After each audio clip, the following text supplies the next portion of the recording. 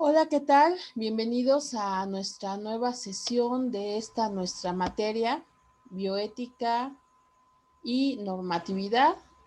El día de hoy analizaremos cuáles han sido las críticas que han ido surgiendo hacia los principios bioéticos propuestos por Beauchamp y Childress, así como las nuevas propuestas, estas propuestas más recientes, que han ido buscando ajustarse mejor a las necesidades de proporcionar una bioética adecuada.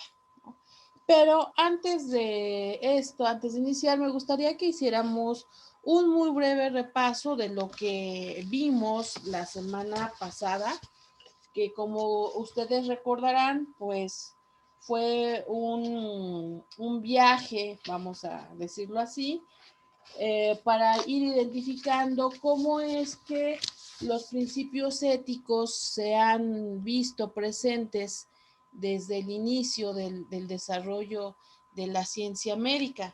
Ya por ahí hablábamos de que desde tiempo de los antiguos griegos, en la época clásica, este antiguo médico Hipócrates pues ya había lanzado eh, este juramento hipocrático que básicamente busca eh,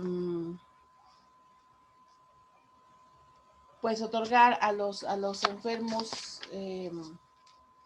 la seguridad de que el médico pues está obrando de manera adecuada.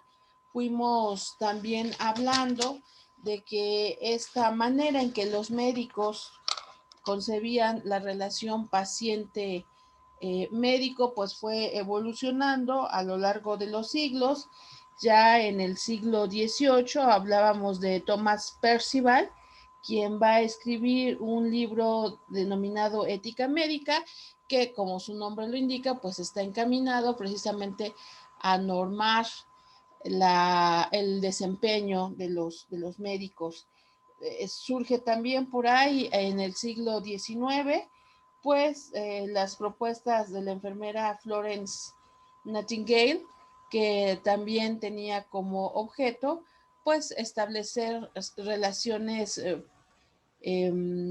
médico, bueno, en este caso enfermera paciente, ¿no? Y todo esto sigue evolucionando. Ya en el siglo XX hablábamos de este documento, el informe Belmont, eh, que es el documento que quizás más influyó en la dimensión de la autonomía ética entre los profesionales de la salud.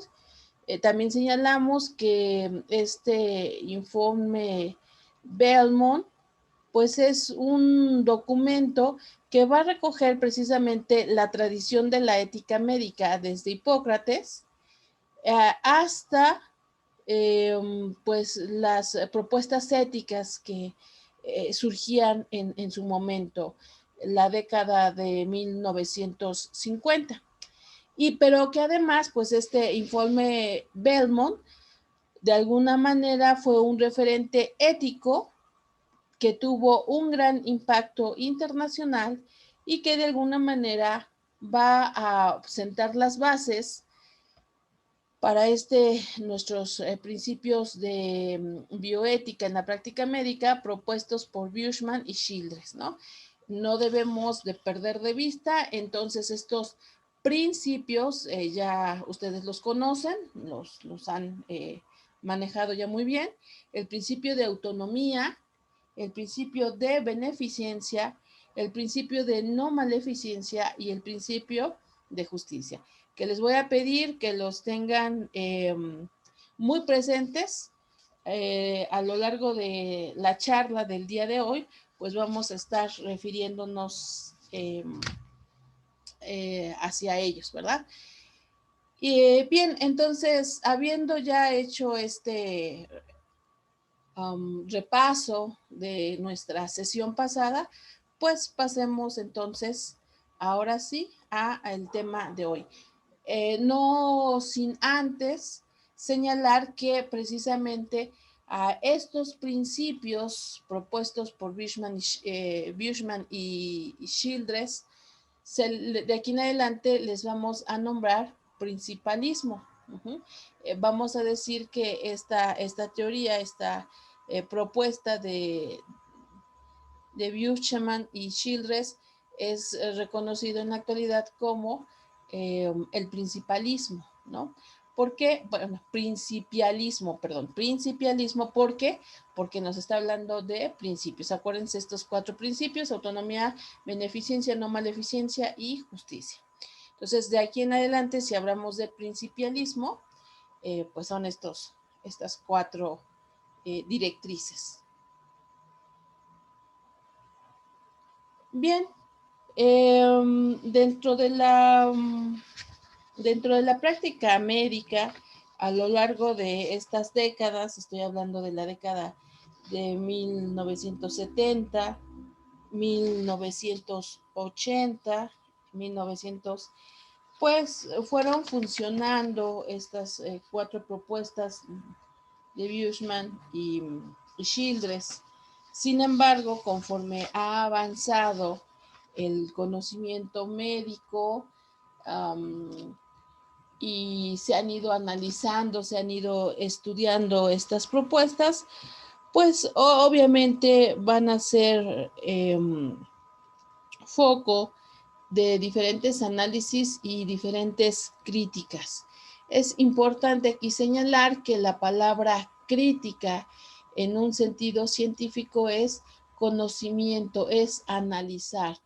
Crítica no la vamos a utilizar en el sentido cotidiano de hablar mal de algo o de alguien. Crítica en un sentido formal implica conocer a fondo, en este caso, por ejemplo, una teoría, una propuesta, con sus fortalezas, pero también con sus debilidades. Y entonces, a partir de ahí, pues hacer una nueva propuesta, ¿verdad? Entonces hay diferentes autores que han hecho precisamente críticas hacia estas propuestas. Se ha afirmado, por ejemplo, que estos principios no tienen un comportamiento sistemático, sino que, bueno, y al no tener este comportamiento sistemático, pues tienden a volverse inútiles, que bajo ciertas circunstancias, pues no es exactamente como la mejor manera de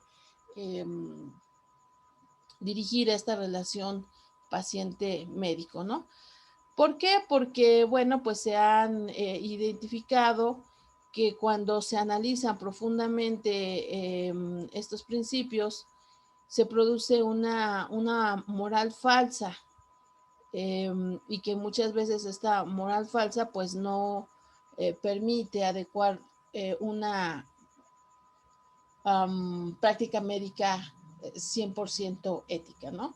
Hay algunos puntos en donde se va haciendo, digamos, una comparación entre esta propuesta del principialista, esta propuesta de los principios, y otra propuesta eh, denominada de las virtudes, pero vamos a identificar primero, digamos, cuáles son como los puntos negativos de estos principios propuestos por estos 2 médicos. El primer punto, por ejemplo, nos señala que el principialismo pues tiende a fijarse en casos extremos y excepcionales, no así en los casos cotidianos. Entonces, como bueno, aquí lo anoto, ¿verdad? Se fija más en los casos extremos, en los casos excepcionales. Otra debilidad que observan algunos estudiosos, pues es que suele utilizarse una metodología muy específica, muy precisa, y que esto, pues de alguna manera, le lleva a ser un tanto inflexible. Por otro lado, la ética de la virtud se centra en los agentes que participan en la toma de decisiones, atendiendo siempre a hábitos y actitudes del personal médico, que son las que determinan de alguna forma o de alguna manera la forma en que se toman las decisiones. Esto va a conllevar a que pues sea un poco más flexible. Otro punto importante es que la ética de la virtud se centra, contrariamente a la de los principios, se centra en los casos normales, en los casos cotidianos, y que precisamente por ser normales y cotidianos suelen ser más frecuentes. Acuérdense que, por ejemplo, cuando hablamos del aborto, bueno, pues esos son precisamente casos extremos. ¿Por qué? Porque no todas las mujeres abortan. Dentro de la gama de la población de mujeres embarazadas, solamente un fragmento de esa población, una parte de esa población, toma esta decisión del aborto. Por eso es que son considerados, perdón, como dije hace ratito, casos extremos o casos especiales, ¿no? Excepcionales, decía yo hace ratito. Bien, entonces la ética de la virtud es para cosas más cotidianas y por lo tanto también es más abarcativa. Otra característica, digamos, de la virtud, de la ética de la virtud, pues es que va a utilizar lo que se conoce como procedimiento narrativo. Se dice que el principialismo, como decía yo hace ratito, va a ofrecer una metodología muy específica para el análisis de los casos, mientras que la ética de la virtud va a describir, decía yo, los hábitos, las actitudes de los hombres que han destacado por su elevada moralidad. Y entonces estos hombres que tienen un alto estándar moral son los que van a servir como modelos o como guías. Entonces a esto se le conoce como procedimiento narrativo. Insisto, el procedimiento narrativo es el hecho de guiarnos por los hábitos y por las actitudes que tienen hombres de alta valía moral. Este procedimiento narrativo rechaza las situaciones abstractas y especulativas que en muchas ocasiones pues no solamente pueden ser frías, sino que además pues tal vez no se apeguen a ciertas circunstancias.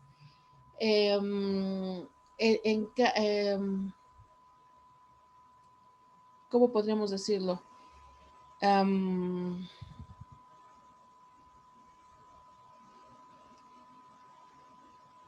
Suele ser, digamos, más flexible. El principialismo es muy abstracto. Dan reglas determinadas y pareciera ser de repente que es inflexible.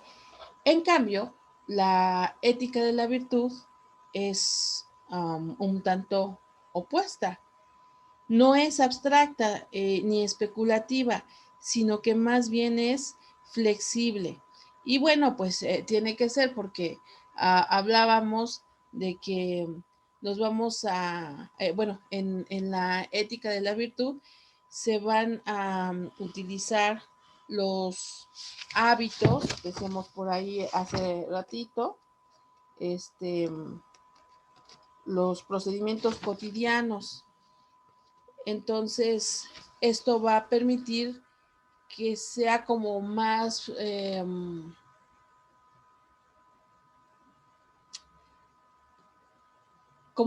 bueno, va a permitir que sea más real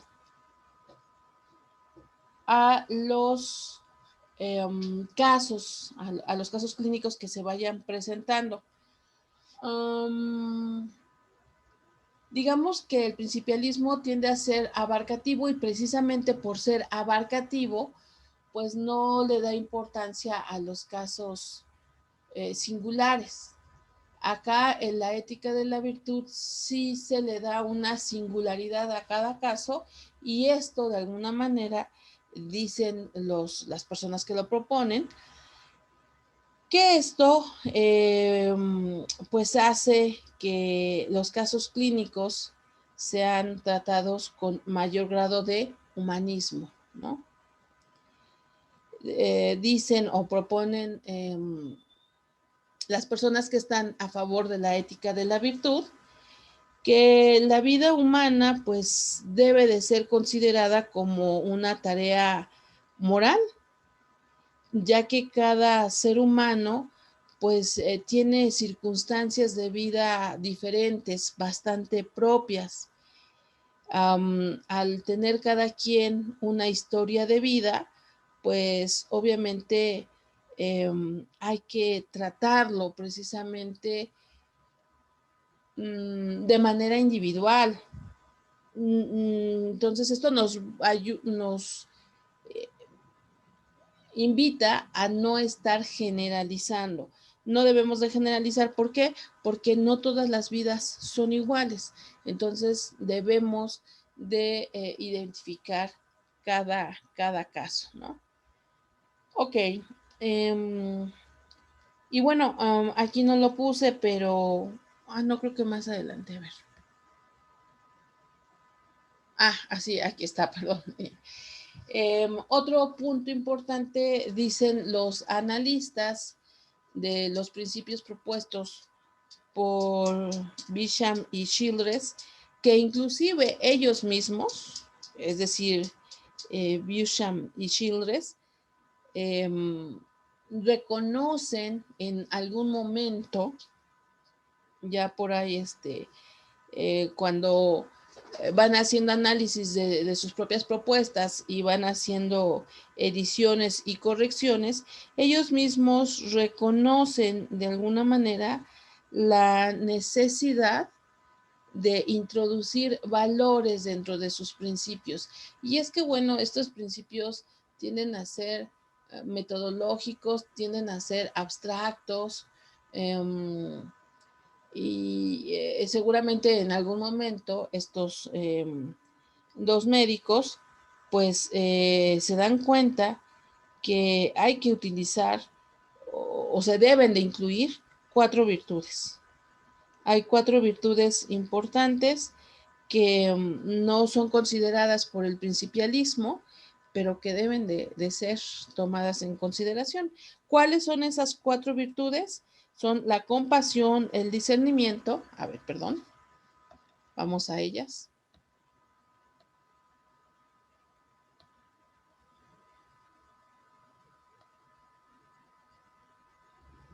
Ok, ahorita, bueno, las voy a decir solamente verbalmente y ahorita vamos a regresar a ellas. La compasión, decía yo, el discernimiento, la dignidad de confiar o de ser confiable y la integridad. Repito, la compasión, el discernimiento, el ser digno de tener, de ser confiable, ¿cómo puedo decir? Ser digno de confianza, simplemente, ¿no? Que una persona sea digna de confianza. Que un paciente se respete el hecho de que él tome decisiones, que se crea en él. A eso se refiere esto de que sea digno de confianza. Entender que el paciente, pues de alguna manera siempre es el que sabe lo que le conviene. Ese es el punto, ¿no? Y bueno, ok. Entonces, aquí vamos viendo cuáles son las éticas de las virtudes y del método narrativo para la toma de decisiones. Estamos viendo que hay varias, nos dice aquí, la ética de la virtud y el método narrativo. Está señalando 5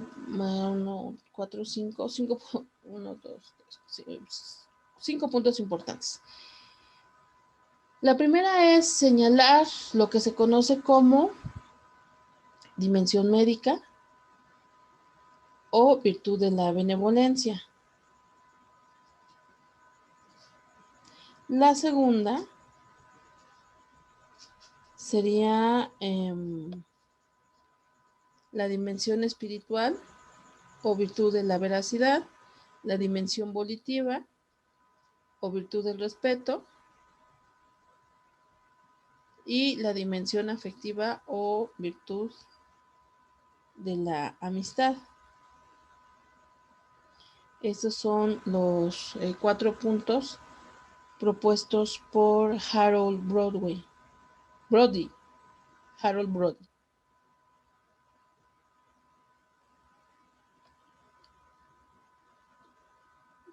Ya, la dimensión social también estaba faltando. Sí, son 5. Son los 5 puntos propuestos por Howard Brody.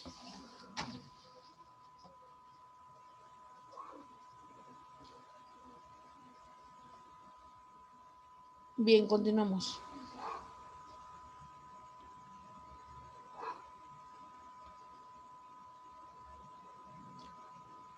A lo largo de estas últimas décadas, entonces, hay varios autores que han ido también haciendo sus propuestas. Y en este caso, por ejemplo, identificamos las propuestas de dos investigadores. Estos investigadores son Pellegrino y Tomasma, que nos van a ir señalando ahí está, estas otras disposiciones, ¿no? Ellos nos hablan de que se debe de considerar estas otras virtudes, estas que les decía yo, que son la benevolencia, la fidelidad, la compasión,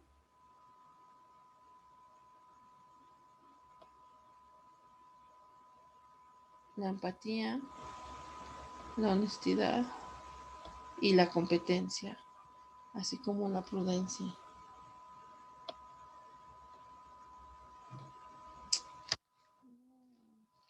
¿Qué hice?